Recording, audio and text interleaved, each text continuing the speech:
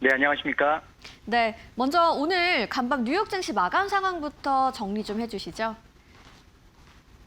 네, 오늘 뉴욕 증시는 3대 지수가 일제히 하락하며 마감했습니다. 다우존스 산업평균 지수는 0.85% 내린 53,885에 마감했고요. 스탠더드 앤 푸어스 500 지수는 0.18% 내린 7,709, 나스닥 종합 지수는 0.06% 내린 26,348로 장을 마쳤습니다. 다우는 이번 주 초까지 5거래일 연속 상승하면서 올해 최장 상승 흐름을 이어가고 있었는데요. 오늘 그 흐름이 끊겼습니다. 세일즈포스가 경영진 개편을 발표한 이후에 하락했고 보잉과 유나이티드 헬스 등도 동반 약세를 보이면서 다우 지수를 끌어내렸습니다. 네, 오늘 시장이 전반적으로 하락한 데 있어서 가장 큰 재료라고 한다면 역시 중동발 유가 이슈였죠.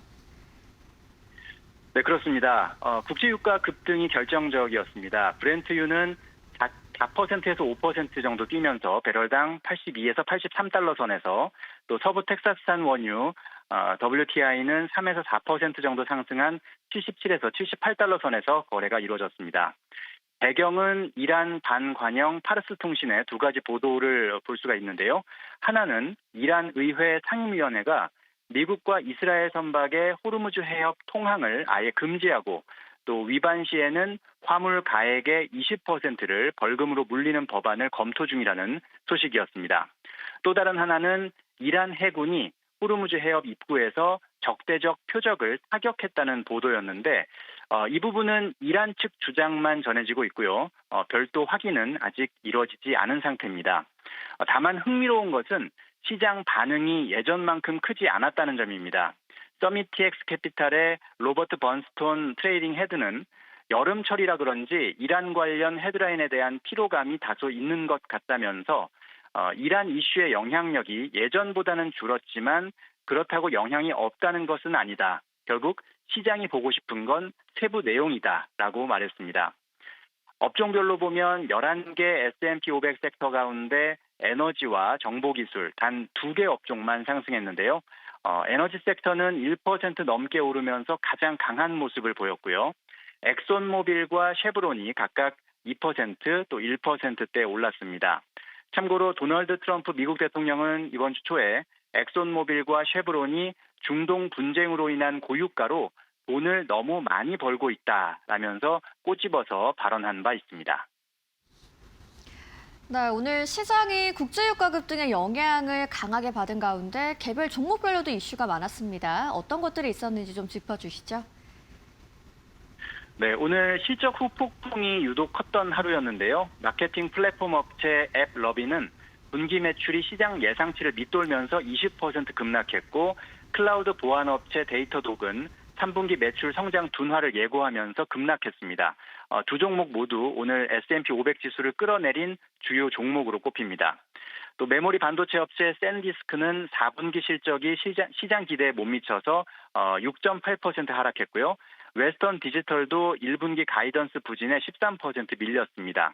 다만 두 회사 모두 4분기 실적 자체는 예상을 웃돌았고 최근 1년간 샌디스크는 3000%, 웨스턴 디지털은 500% 넘게 급등한 종목들이기 때문에 차익 실현 매물이 함께 나온 것이다라고 시장은 해석하고 있습니다.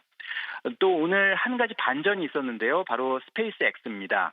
지난 6월 상장 이후 처음으로 임직원과 초기 투자자가 보유한 물량 9억 주 이상에 대한 보호 예수가 오늘 해제되면서 매도 물량 우려가 컸었는데 실제로는 장중 낙폭을 만회하면서 오히려 6.1% 상승 마감했습니다. 예상과 달리 매도 폭탄이 나오지 않은 셈인데요. 물론 장 마감 후 시간의 거래에서는 약 1% 정도 약세를 보이고 있습니다.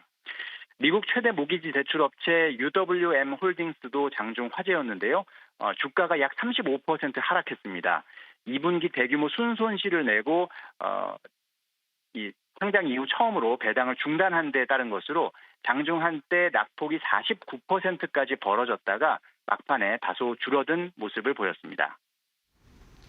네, 그리고 이제 시장이 주목하고 있는 고용지표 발표가 남아 있습니다. 내일 예정된 미국 7월 고용보고서 관전 포인트 좀 짚어주시죠. 네, 내일 저녁, 그러니까 한국 시간으로는 금요일 저녁 9시 반이 되겠고요. 미국 시간으로는 금요일 아침 8시 30분 뉴욕 증시 개장 전에 7월 비농업 고용 보고서가 나옵니다. 시장 컨센서스는 고용 증가폭 8만 명, 실업률은 전월과 같은 4.2%입니다.